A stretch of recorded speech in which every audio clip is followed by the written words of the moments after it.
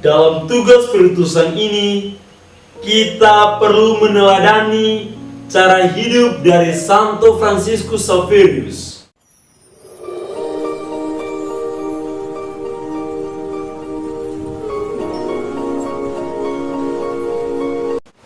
Dalam nama Bapa dan Putera dan Roh Kudus. Amin. Salam sejahtera bagi kita semua. Shalom. Saudara-saudariku yang terkasih dalam Tuhan kita Yesus Kristus, hari ini gereja memestakan seorang kudus yang terkenal dalam karya kerasulannya, mewartakan Injil ke daratan Asia, yakni Santo Fransiskus Xaverius, imam dan pelindung karya misi. Lewat renungan hari ini, saya mau mengajak kita semua untuk berenung bersama melalui bacaan-bacaan kitab suci. Bacaan pertama dari surat pertama Rasul Paulus kepada jemaat di Korintus, dan bacaan Injil dari Injil Markus. Saudara-saudariku yang terkasih dalam Tuhan kita Yesus Kristus, pada bagian awal dari Injil yang kita dengar hari ini, Yesus setelah ia bangkit memberikan tugas kepada murid-muridnya untuk pergi ke seluruh dunia dan mewartakan Injil. Dan menjadi tambahan praktis bagi mereka ialah membaptis semua orang yang percaya dalam nama Bapa dan Putera dan Roh Kudus. Amin. Dan bagian pertengahan dari Injil yang kita dengar hari ini, para murid dilengkapi dengan tanda-tanda dan kuasa untuk mengusir setan, serta berbicara dengan menggunakan berbagai bahasa, dan sekalipun memegang ular dan minum racun maut pun mereka tidak mendapat celaka. Dan bagian akhir dari Injil yang kita dengar hari ini, para murid melaksanakan apa yang menjadi tugas perutusan mereka yang diberikan Yesus kepada mereka, yakni pergi ke seluruh dunia dan mewartakan Injil.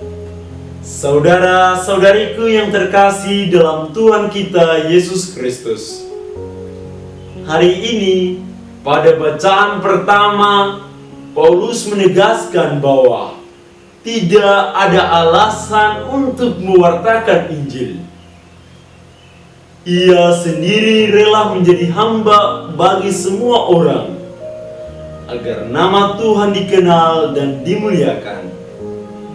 Dan dengan cara demikian, ia menyelamatkan banyak orang yang tidak mengenal Kristus. Hal yang sama menggerakkan hati dari Santo Fransiskus Xaverius untuk mengarungi samudera demi mewartakan Injil. Jejak-jejak kedatangannya masih membekas kuat hingga ke negeri kita. Banyak orang memilih untuk menjadi Kristiani karena kesalehan hidupnya, pewartaannya, dan kesaksiannya. Injil hari ini memperteguh perjalanan dari Santo Fransiskus Xaverius sendiri. Ia telah memenuhi amanah yang diberikan Yesus kepadanya, yakni pergi ke seluruh dunia dan mewartakan Injil.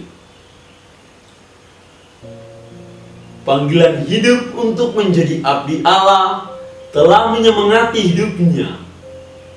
Pertama-tama, ia tidak mempertunjukkan atau membuat tanda-tanda yang dibuat oleh para rasul, melainkan ia menghadirkan Kristus lewat cara hidupnya, yakni kesalehan, dan kerendahan hati. Dan kuasa Allah dengan sendirinya menyertai dia. Saudara-saudariku yang terkasih, sebagai pengikut Kristus, perintah Yesus ini bukan hanya kepada para murid yang dahulu mengikuti dia, tetapi kepada gereja, kepada kita semua, untuk pergi dan mewartakan Injil. Pergi berarti kita mau keluar dari kenyamanan di dalam hidup kita. Dan mewartakan Injil berarti kita memberi kesaksian sukacita yang kita terima dari Tuhan Yesus lewat pembaptisan. Kita tidak perlu mengikuti apa yang dilakukan oleh para rasul, Rasul Paulus, dan yang dilakukan oleh Santo Fransiskus Xaverius. Tetapi kita bisa memilih untuk menyebarkan nilai-nilai Injil melalui kesaksian hidup kita. Pewartaan itu dapat kita lakukan melalui perjumpaan yang real ataupun melalui media sosial. Saudara-saudariku yang terkasih, dalam tugas perutusan ini kita perlu meneladani cara hidup dari Santo Fransiskus Xaverius, yakni kesalehan dan kerendahan hati. Dan kita tidak perlu takut akan godaan dan ancaman dari dunia ini, tetapi kita harus percaya bahwa Allah melalui Roh Kudus akan menyertai kita, akan membimbing kita dalam karya kerasulan kita. Dan setelah melakukan itu, kita harus meyakini dengan sikap penyerahan diri bahwa apapun hasilnya itu bukanlah karya kita, melainkan Allah melalui diri kita. Dan bagi saudara-saudara yang tidak ikut terlibat dalam karya kerasulan ini, Injil hari ini mempertegas bahwa mengimani Tuhan berarti kita juga mendoakan semua karya kerasulan yang dilakukan oleh gereja dan turut mensupport semua pribadi yang terlibat di dalamnya. Semoga Santo Fransiskus Xaverius selalu menjadi teladan di dalam karya kerasulan kita dan menjadi pelindung dan pendoa bagi kita yang mewartakan Injil. Rahmat Allah menyertai kita sekalian. Dalam nama Bapa dan Putera dan Roh Kudus.